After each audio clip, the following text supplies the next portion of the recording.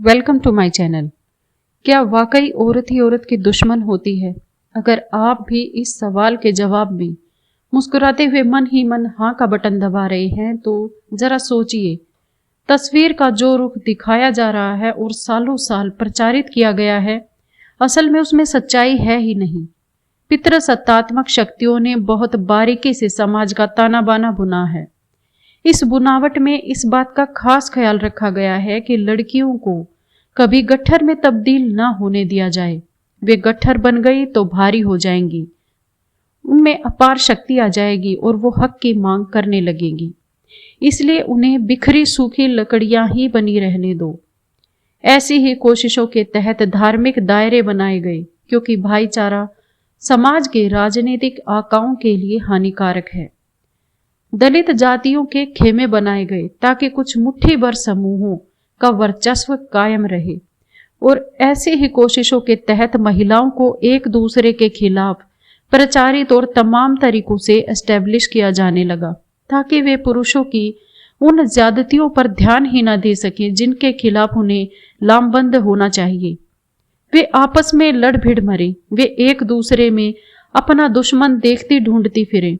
गौर से सोचिए, औरत ही औरत की दुश्मन है, यह कितना हास्यास्पद स्टेटमेंट है।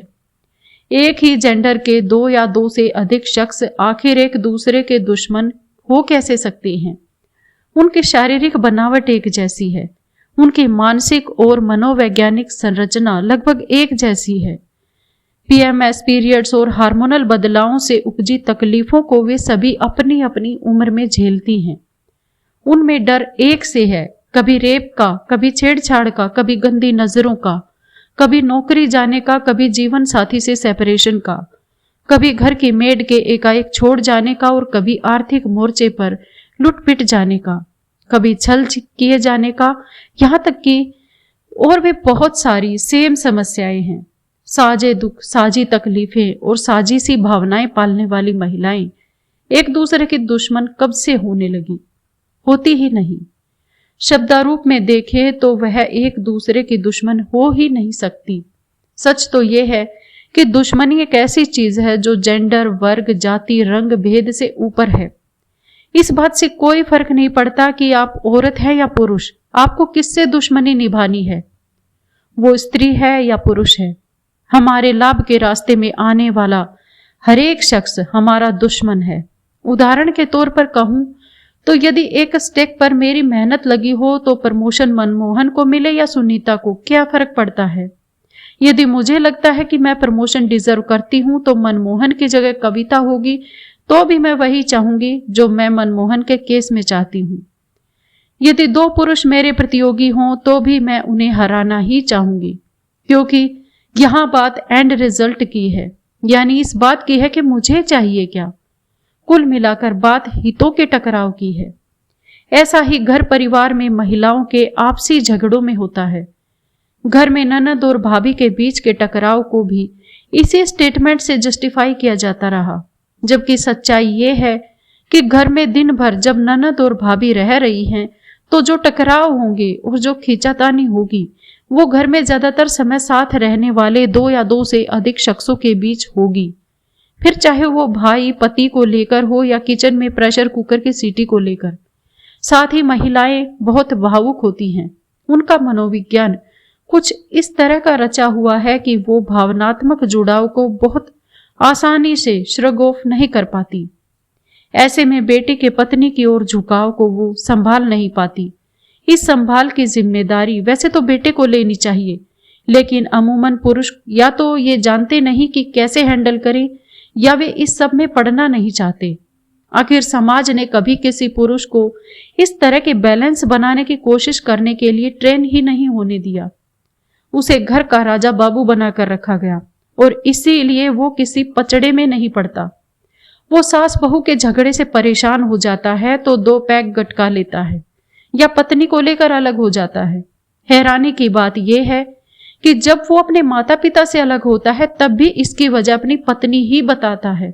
यानी एक पुरुष के घर के इनिशियली चिरकुट झगड़े को संभाल न पाने की असफलता को चुपके से कालीन के नीचे खिसका दिया जाता है और वैंप बनकर उभार दी जाती है स्त्री। यानी कि उसकी पत्नी, ये कहते हुए कि मां को बेटे से अलग कर दिया क्योंकि महिला ही महिला की दुश्मन होती है।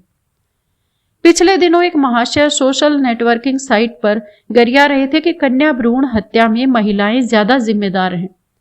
पुरुषों के लिए ये एक तर्क था कि महिलाएं ही कहती हैं कि उन्हें बेटा चाहिए, वे क्यों खुद ही जाकर हॉस्पिटल के बिस्तर पर लेट जाती हैं कि बेटी नहीं चाहिए, इन्हें गिरा दो। इन महाशय पर तरस आया, लेकिन इस वीडियो को देखकर कई लोग ये सोचेंगे कि ये सही बात है, जबकि ये सच है कि 2 या 3 बेटी जन चुकी महिला के शरीर का जब धड़कता हुआ एक हिस्सा अबॉर्शन के जरिए उसके शरीर से बाहर बहाया जा रहा होता है, तब उसकी आत्मा मर रही होती है। केवल नर्सिंग होम में बेंच पर बैठे ससुराल पक्ष के वे लोग मुस्कुरा रहे होते हैं जो इस अबॉर्शन के पीछे होते हैं।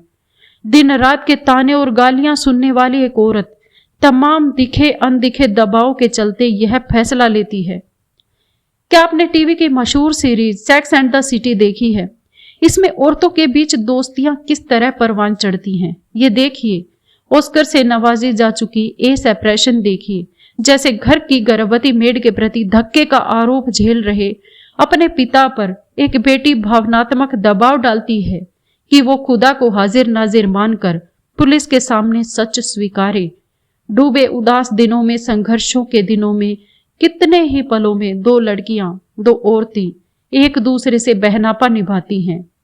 उनसे सीखिए। मैंने कभी ये नहीं सुना कि 2 भाइयों के बीच होने वाले संपत्ति विवाद के लिए कभी ये कहा गया हो कि पुरुष ही पुरुष का दुश्मन है।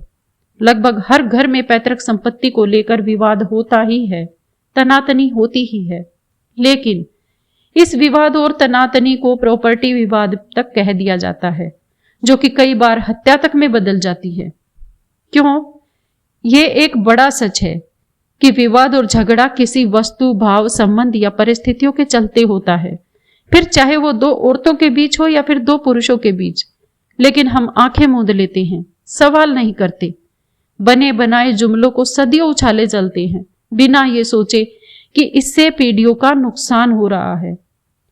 एक दूसरे की खुशियां आंखों में आंसू भरकर बांटती और एक दूसरे के दुखों पर आंसू बहाती औरतों में मूल रूप से तो बहनापा ही होता है। ये दुश्मनी की बात तो महज कोहरा है जिसे पुरुषों ने बनाया है, और कभी इसके पार जाकर देखिए। आज की वीडियो में इतना ही। मिलते हैं अगली वीडियो में एक नए विषय के साथ। तब तक के लिए खुश रहें। Thanks to all, thanks for watching. अगर वीडियोज अच्छी लगे तो प्लीज चैनल को सब्सक्राइब करना ना भूलें। Thank you.